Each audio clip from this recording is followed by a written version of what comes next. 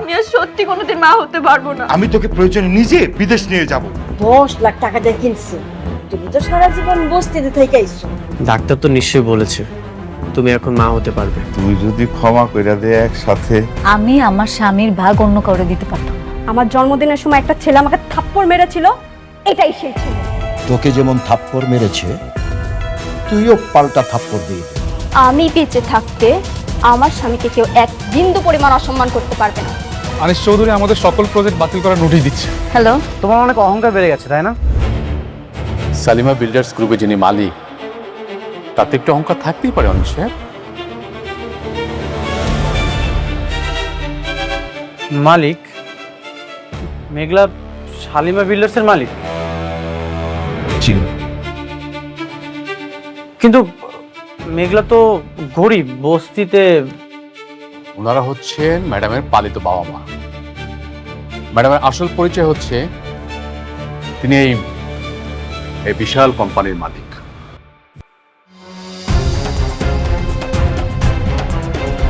Anise সাহেব, এতক্ষণ আপনার সাথে আমি সম্মান দিয়ে কথা বলেছি, আপনি দেখেন তো চুপচাপ চলে না যান, তাহলে আপনাকে অসম্মান করার ব্যবস্থা আমাদের এখানে আছে। আপনি সত্যি বলছেন? আপনাকে মিথ্যা বলে আমার কি লাভ? অনিক সাহেব, আপনি কিন্তু যথেষ্ট সময় নষ্ট করেছেন, আসুন এখন প্লিজ।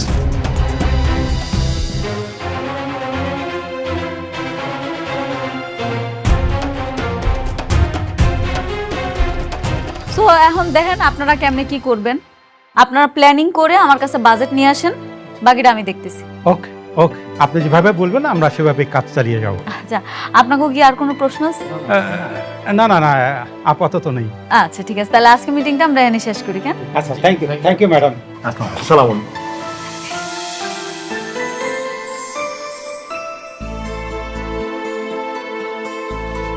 অনেক হঠাৎ আমারে ফোন দিল, ও কি আমারে কিছু কইতে চাইছিল?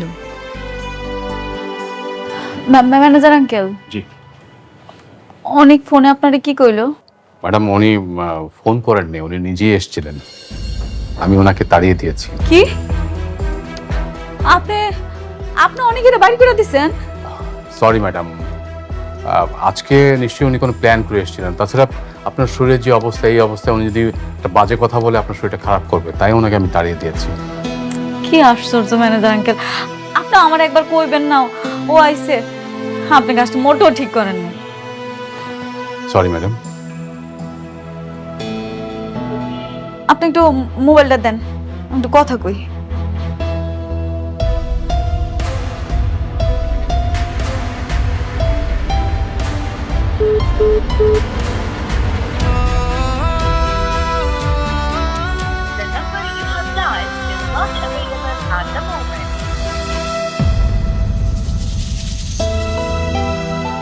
আমার নাম্বারটা ব্লক করে দিছে। ম্যাডাম, মা আপনি টেনশন করবেন না, প্লিজ একটু বসুন আপনি। কিরে মা, তোর শরীরের অবস্থা কি? এই তো বাবা। ও আচ্ছা।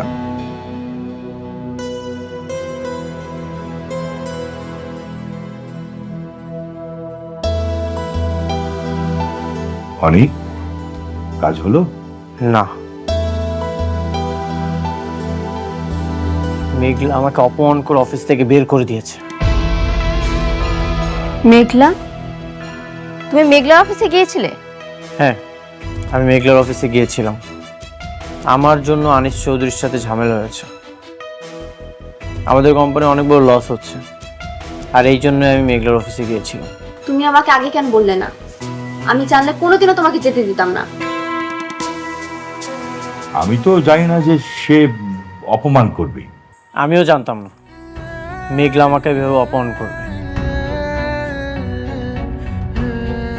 অনেক আশা নিয়ে গিয়েছিলাম আমি, কিন্তু আমার সব আশা ভরসা চূর্ণ বিচূর্ণ করে দিয়েছে। তুমি তার সন্তানকে অস্বীকার করেছ, তাই হয়তো সে তোমাকে সহ্য করতে পারে না। হতে পারে। আমি কোটিপতি থাকা অবস্থায় মেঘলাকে বিয়ে করেছিলাম, আর আজ মেঘলা কোটিপতি হয়ে আমাকে ভুলে গেল। কোটিপতি? মেঘলা কুটিপতি হলো কিভাবে? মেঘলা শালিমা বিল্ডার্সে কি করে? মেঘলা শালিমা বিল্ডার্সের মালিক।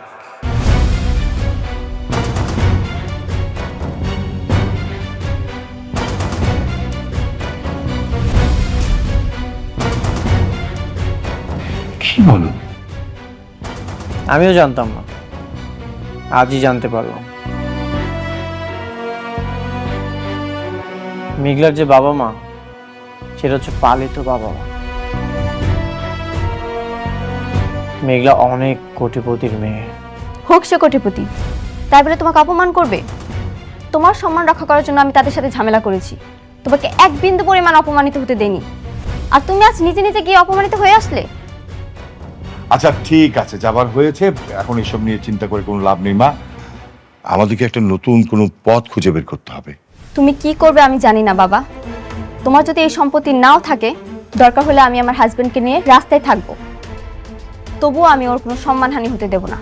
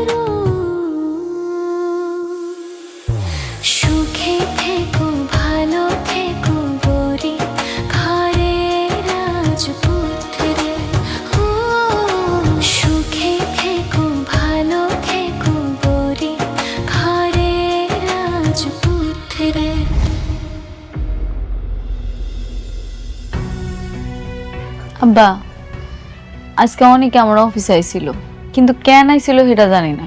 কেন, তোর সাথে কথা কয় নাই? না, আমি তো দেখা করতে পারিনি। এমনি এমনি তো আর আইবো না, কোনো না কোনো কাজে আইছে। কি কারণে আইছে কে জানে। তুই একটু ফোন দিয়ে কথা কইতি, তোর পেটে ওর সন্তান, সম্পর্কটা তো রাখা লাগবো। কেমনে ফোন দিমু কো আম্মা? আমার তো ব্লক মেরে রাখছে, ফোন যে দিমু এটার কোনো উপায় আছে? মারে একটা কাজ কর, ওই যে অনেকের সাথে যে পোলাটা কাম করে না, ওর সাথে একটু কথা কো। আমার মনে হয় যে ও একটা ব্যবস্থা করে দিতে পারে। আব্বা, তুমি ঠিকই কইছো। অনেকে মনে আমার লগে রাগ করছে, ওনার লগে কথা কইতে হইব। একটা না একটা ব্যবস্থা তো করণই লাগবে।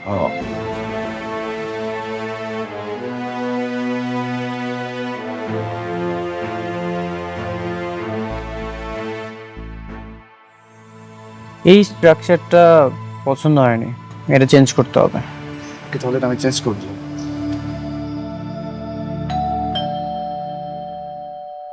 দেখো তো কে এসেছে।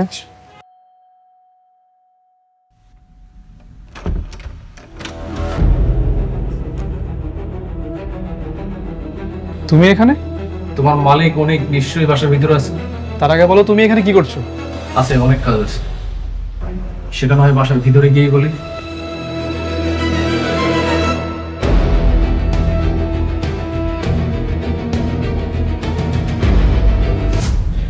বন্ধু, কি খবর? কেমন আছিস? একটা কুকুরকে যদি লাথি দিয়ে বলি তুই আর কখনোই আমার বাসার সামনে ঘুরঘুর করবি না, কুকুর কখনোই আসে না। কেন জানিস? কারণ কুকুরে আত্মসম্মান আছে। তোকে আমি এতবার ঘাট ধাক্কাতে আমার বাসা থেকে বের করে দিয়েছি, তারপরে তুই চলে এসেছিস। তোর কি কোনো আত্মসম্মান নেই? কি বলিস? তুই তো আমার বন্ধু। বন্ধুর কাছে বন্ধুর আবার কিসের আত্মসম্মান? দেখ, বন্ধু রাগ করবে, দুইটা কথা বলবে, এটা খুবই নর্মাল। এই তোর আমি কিসের বন্ধু? কিসের বন্ধু আমি তোর? তোর মতো বন্ধু পৃথিবী যেন কারো না হয়। বন্ধু তাকেই বলে যে বন্ধু সবসময় বিপদ আপদে পাশে থাকে। আর তুই আমার কেমন বন্ধু জানিস? তুই আমার কাঁধে হাত রেখে আমার সাথে বেইমানি করেছিস। এমন বন্ধু পৃথিবীর কারো না হোক। কেন হবে না? আমার মতো বন্ধু না থাকলে তোকে অ্যাওয়ার্ড দিবে কে? অ্যাওয়ার্ড? কিসের অ্যাওয়ার্ড? অ্যাওয়ার্ড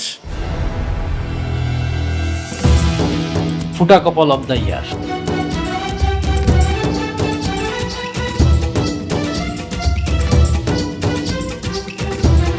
আমি না আমার জীবনেও তোর মতো ফুটা কপাল আর কাউরে দেখি নাই। এই জন্য ভাবলাম যে আমার বন্ধুরে গিয়ে একটা অ্যাওয়ার্ড দিয়ে আসি। এই জন্য তোর জন্য একটা অ্যাওয়ার্ড নিয়ে আসছি। নে বন্ধু আমার, সদরে গ্রহণ করতে এটা। আপনি কি জন্ম থেকে এরকম শয়তান?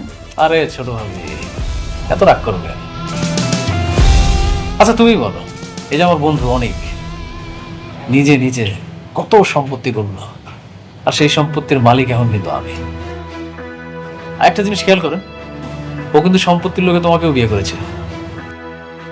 এখন তোমাদেরও সম্পত্তি কিন্তু ধ্বংসের প্রায় শেষ প্রান্তে।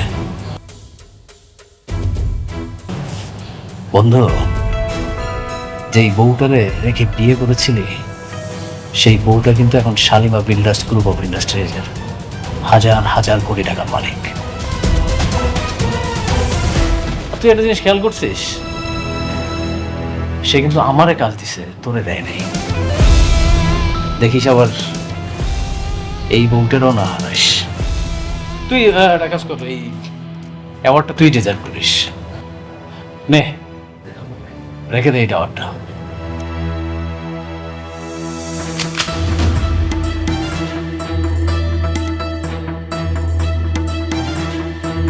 অনেক ধৈর্য ধরেছি, আর একটা যদি কথা বলিস, এক টিগারে তোর দম বন্ধ করে দিব।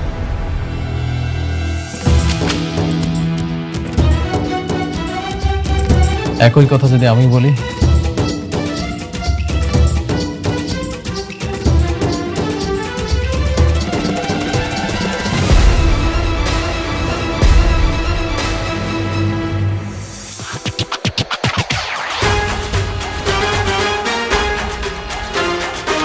আরে গাদ্দার।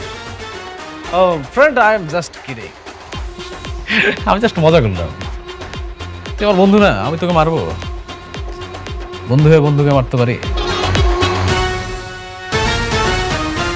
শোন, তুই আমার মাথায় কেন মারবি?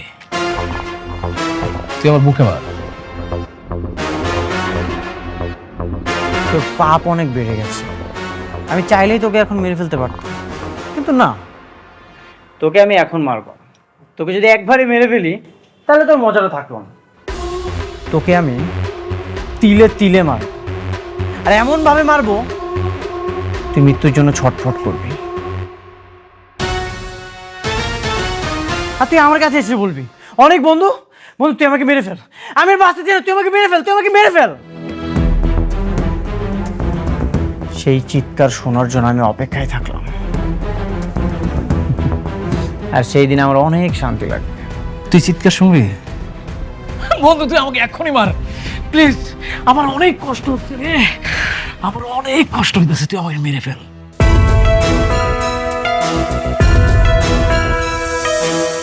শোন, একটা কথা মাথায় রাখ, তুই কিন্তু আবার রাস্তার মধ্যে হয়ে যাবি।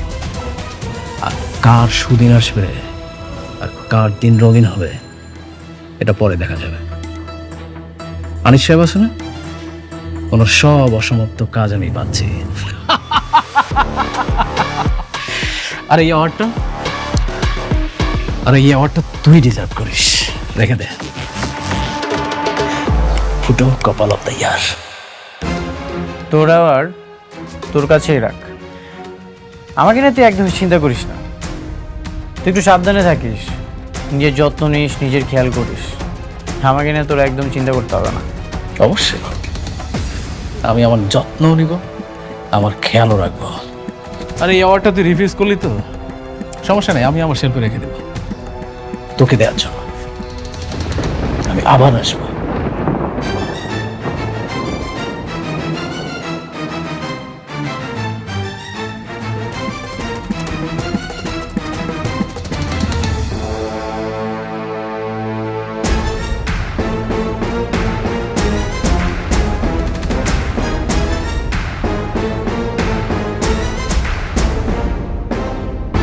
এরকম একটা জঘন্য মানুষ তোমার বন্ধু ছিল, ভাবতে আমার লজ্জা করছে।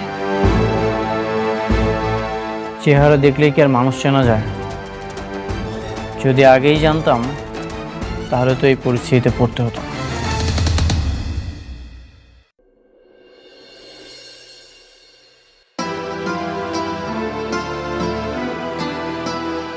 হ্যালো, কে? আমি মেঘলা, আমরা চিনতে পারছেন?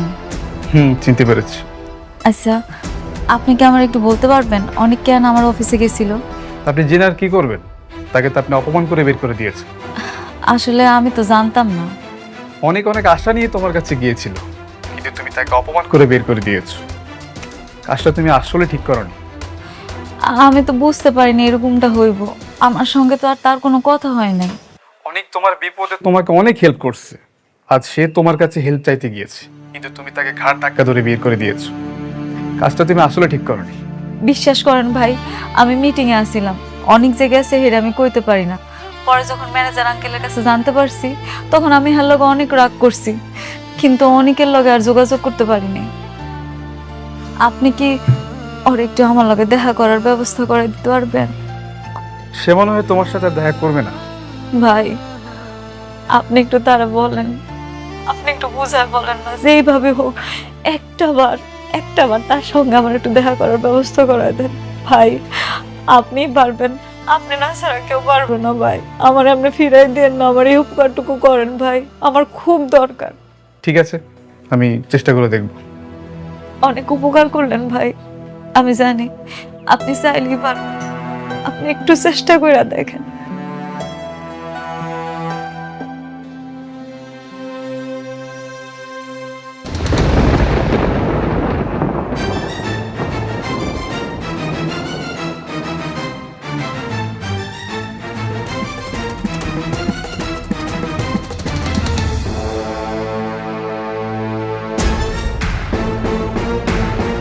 ভাই আমগর এখানে আনলেন কে? চুপ, কোন কথা বলবি না, বস। ভাই এত মারলেন ভাই, বেশি কথা বললে কিন্তু গুলি করে দিই, বস। গুলি করেন না ভাই, গুলি করেন না ভাই। আচ্ছা ভাই, অপরাধটা কি ভাই? কোনো কথা বলবি না, আমাদের ম্যাডাম আসতেছে, ম্যাডাম আসলে সব দেখতে পারবে। ম্যাডাম? কোন ম্যাডাম? সেটা আসলেই দেখতে পারবি।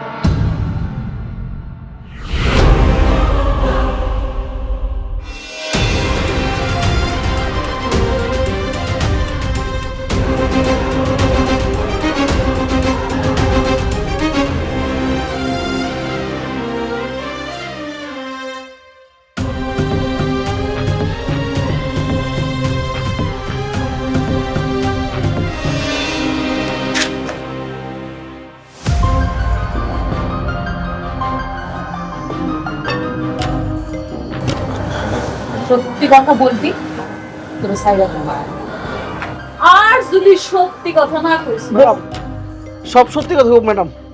আপনি কি জানতে চান কোন? সত্যি কইরা কম, সেদিন আমারে কে কিডন্যাপ করাইছিল? ম্যাডাম, আমার ভুল হয়ে গেছে, আমি জীবনে আর এই ভুল করব না। তোর ভুল হইছে না হইছে এটা তো আমি শুনতে চাই নাই।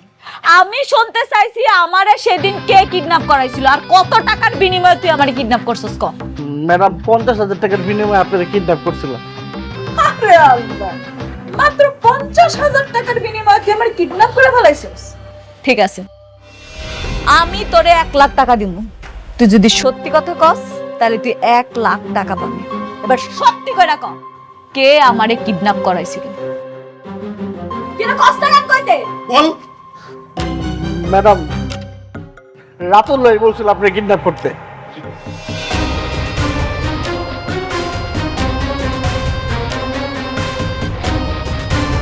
রাতুল কিডন্যাপ করাইছিল? কেন করাইছে? ম্যাডাম, রাতুল ভাই টাকা দিছে। আসলে আমি তো এত কিছু জানি না। রাতুল ভাই টাকা দিয়ে বলছে আপনার কাছে অনেক ভাইয়ের কথা বলতে যায়, অনেক ভাই আপনার কিডন্যাপ করেছে। তার মানে পুরা সালটা রাতুল সালস। জি ম্যাডাম। রাতুল আমার লগে মিথ্যা কথা কইয়া অনেকের ফাঁসানোর জন্য আমারে দিয়ে অনেকের নামে মিথ্যা মামলা দেওয়া হয়েছে। এত দূর আগায় গেছে। ঠিক আছে, তবু আমি কথা দিছিলাম, আমি আবার কথার বড় খেলাপ করিলাম। টাকা তোমার পাবি, কিন্তু একটা শর্তটা হইল গিয়া আমি যে তোকে ডাইকাই না রাতুলের কথা জিজ্ঞেস তা কে কিডন্যাপ করছে এটা জিজ্ঞেস এটা যাতে রাতুলের কাম করবে জীবনও যাবো না ম্যাডাম, জীবনে কম না, জীবনে কম না। আর যদি গেছে বুঝছসি তো, তুই তো মনে হয় আমার চিনস না, আমার পরিচয়টা কি কয়া লাগবো না? আমি কয়া দিতেছি, আমি হইলাম শালিমা বিলগেটসের চান। এবার চিনতে পারছিস আমাদের? জি ম্যাডাম। ম্যাডাম ম্যাডাম, চিনলে তো ভালো, আর না চিনলে সেটা তো বলে ভালো না, আমার জন্য আরো ভালো। এই টাকা দিয়ে দেন।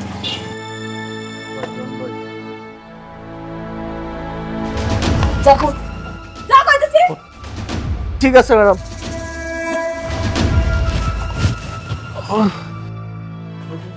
চলো বলো।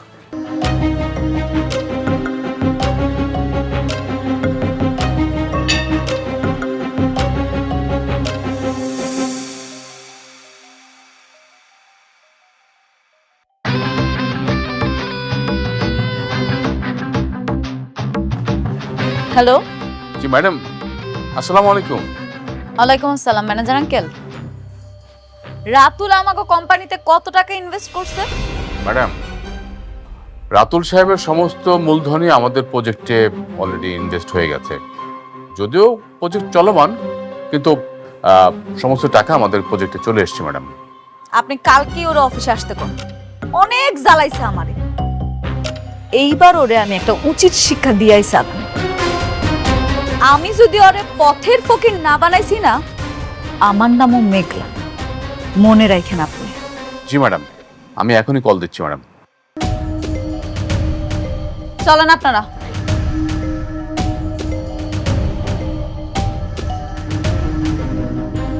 আমরা কখন বের হব?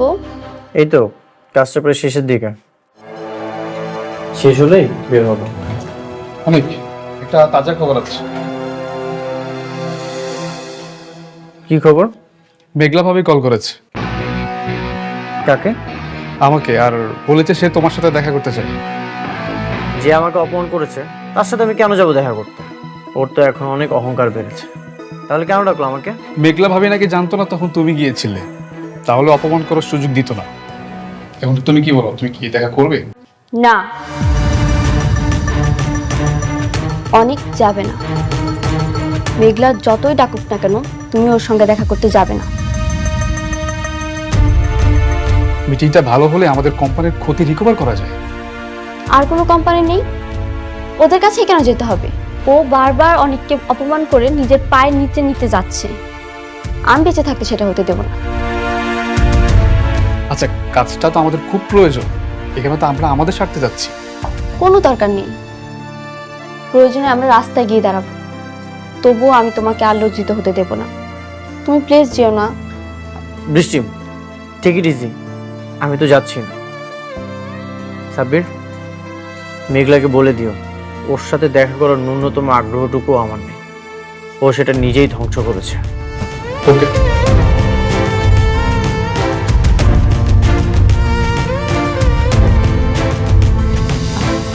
আরে আসো আসো, তোমার জন্য অপেক্ষা করতেছিলাম আমরা। আমি কি বেশি লেট করে ফেলেছি? না না, বসো না, বসো। প্লিজ বসো।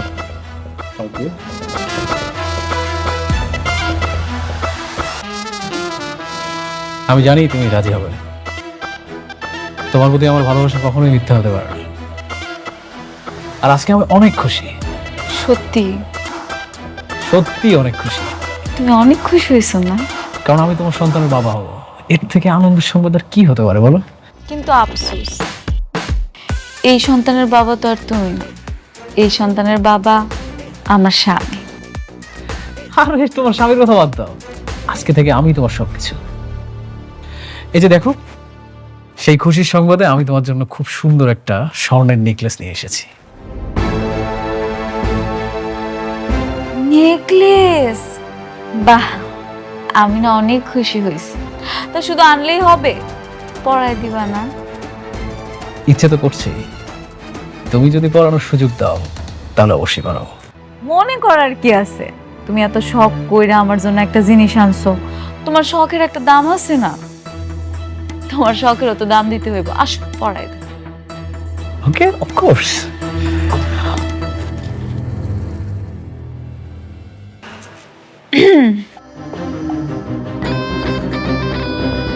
আসো আসো, না না পড়াই দাও পড়াই দাও। আজকে আমি সত্যি অনেক খুশি। ধরো